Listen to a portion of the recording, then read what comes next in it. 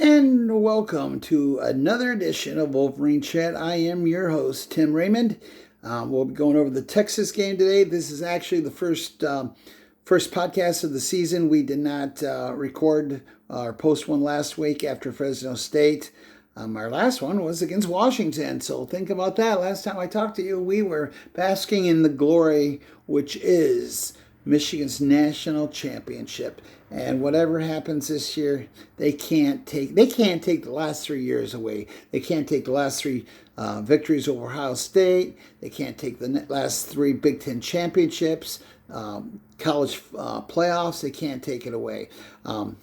We knew what was happening. We lose 13 players to the NFL. One of the best coaches ever to coach, in my opinion.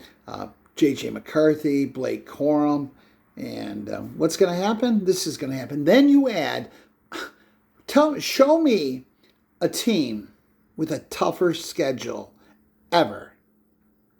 Now, some are going to say, well, they had such easy schedules. Well, they had, three, their pre-Big Ten has been pretty easy. But, the Big Ten is what it is. So you play who you had to play. Yes, it could have added somebody in the Big Ten schedule prior, the pre-Big Ten, instead of East Carolina, Hawaii, those teams. So I'll give you, so you add those two things, I don't know what's going to happen this year after Utah or Texas, or Fresno State. The offense was iffy. They used Orji more than they did against Texas. So if you're going to use the guy, why even put him in and just, if they're going to do what he does, 2 plays against Texas, run left, run right. And everybody in the world knows not only is Michigan going to run, they know that Orji is going to take the ball and run. The kid didn't have a chance. He was going to be starter all summer during spring camp and fall camp. Then all of a sudden, the last week, they changed it around.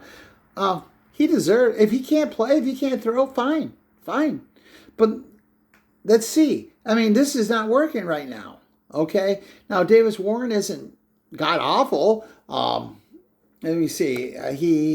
What did he do against Texas?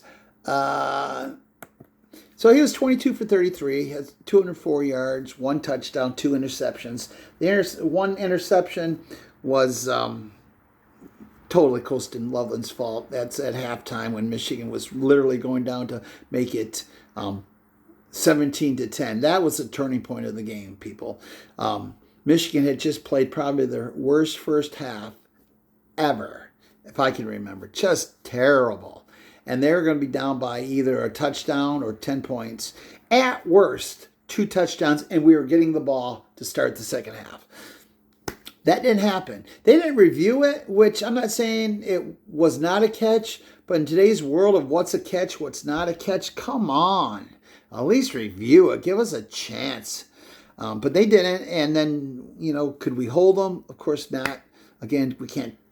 Tackling, we weren't wrapping them up. Our yak, they had yards after catch was just, I don't know what it was, but it was incredibly bad. Okay. Only bright spot in the game is our kicker, Dominique Zavada, however you say that. I apologize saying his name wrong, but he was 2 for 2. And that guy, he played football. He was a kicker, and then he turned to soccer. And the guy can just pound. You could just, when it goes off his foot, it's like hitting a pitching wedge or something. It just flies off of it. It sounds great, and he's never been close to missing. I mean, so that's definitely, and I'm not just being sarcastic. That's definitely a positive.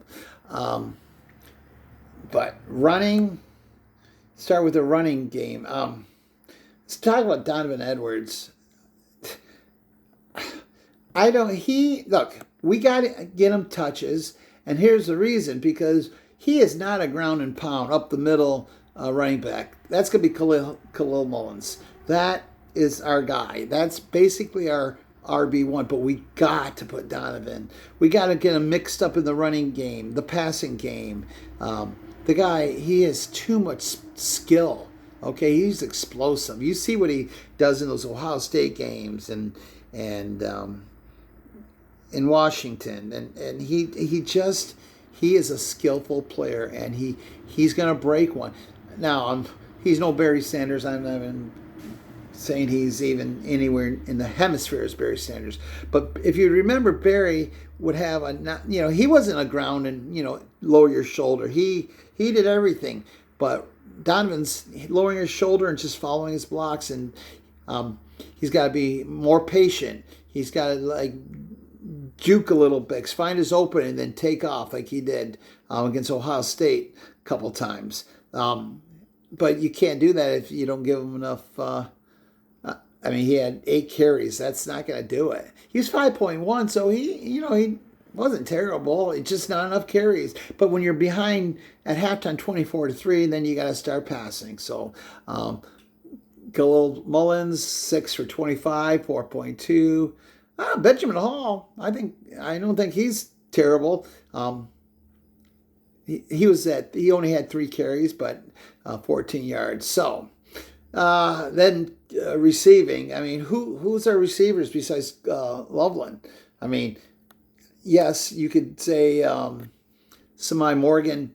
He had 5. He's probably maybe our deepest and fastest guy. But I saw Peyton O'Leary in the spring game of 23.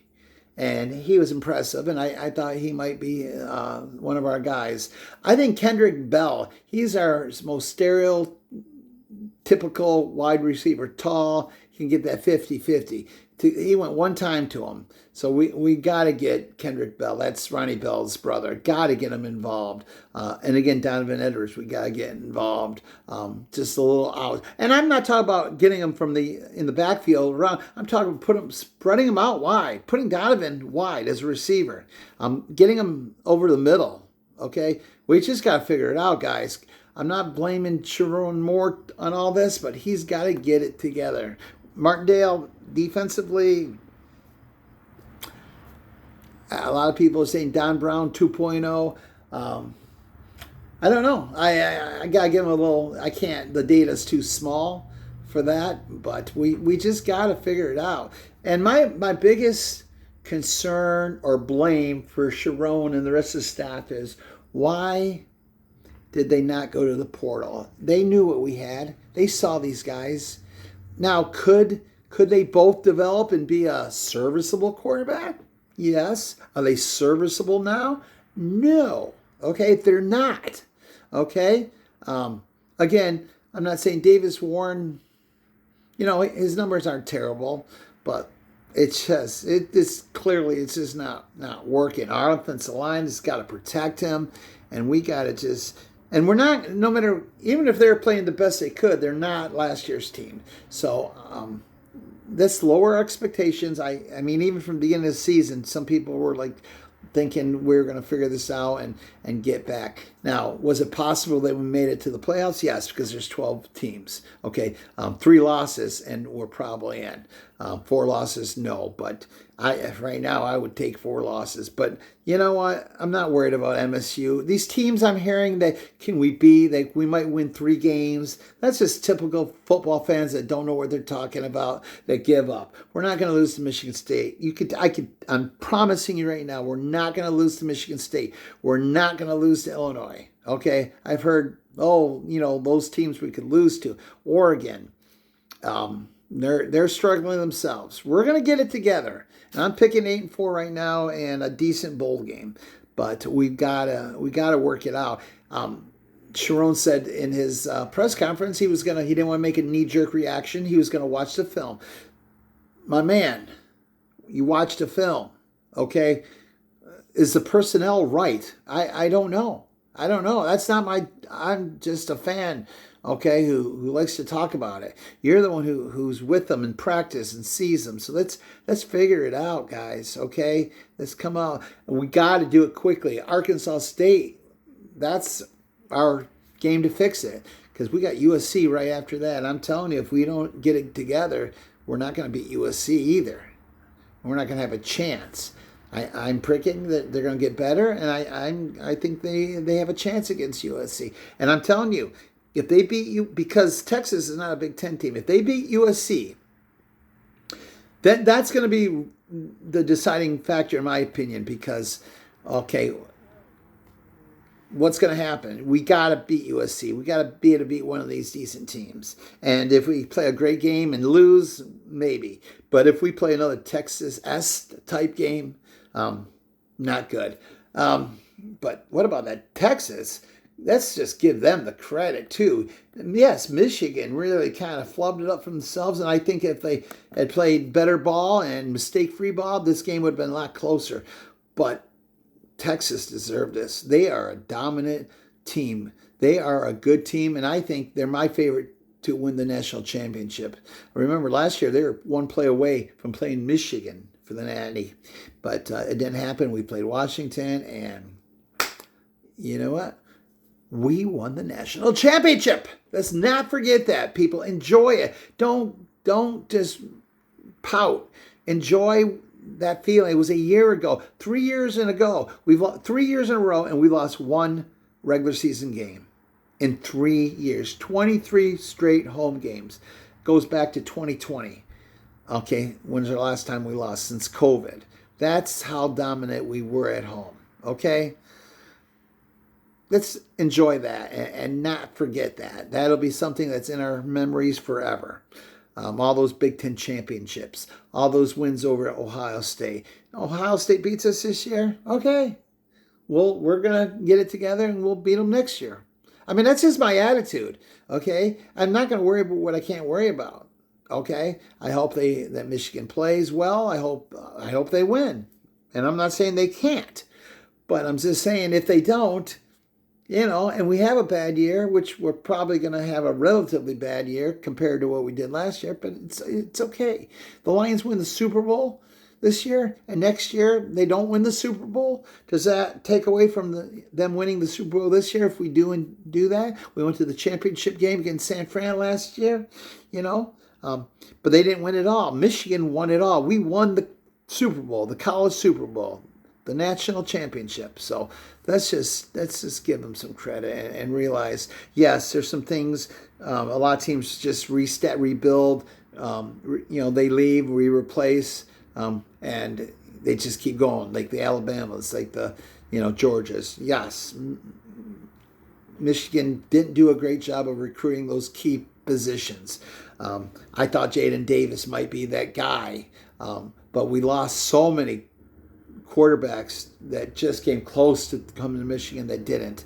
So it all went to Jaden Davis, and I really thought he might be more of a J.J. McCarthy and play more, and maybe even split the time by the end of the season. And if he's not him, again, why we didn't go to the portal? So anyway, guys, we got Arkansas. I'll be back. We're going to do these every Tuesday, and I hope you like it and make a comment. I love doing these things. If nobody listens, I still enjoy doing them. So take care. Am I missing anything? I don't know. We were going to just talk about Quinn. We were talking about Texas. Quinn Ewers, 24 for 36, 246, 3 touchdowns, no interceptions. But that guy, he knows when to stay in the pocket. He looks at his first, second, third reads. He gets out of the pocket. He makes something. He can do just about anything. He's the guy who went to Ohio State and then left. And the kid's for real. The kid is for real. Again, watch Texas. I'm picking them to win it all. And we'll see at Arkansas. I'll be able to watch the game from the press box, so I'll see a different perspective of it. And I guess that day I get to watch it with my good friend Joe Conrad, former sports information director there. He hooks me up. Great friend. I love you, Joe, if you're listening. So anyway, thank you guys. I love you. Tune in every Tuesday. Again, next week, Arkansas State. We'll go over that. I love you, and we'll see you later.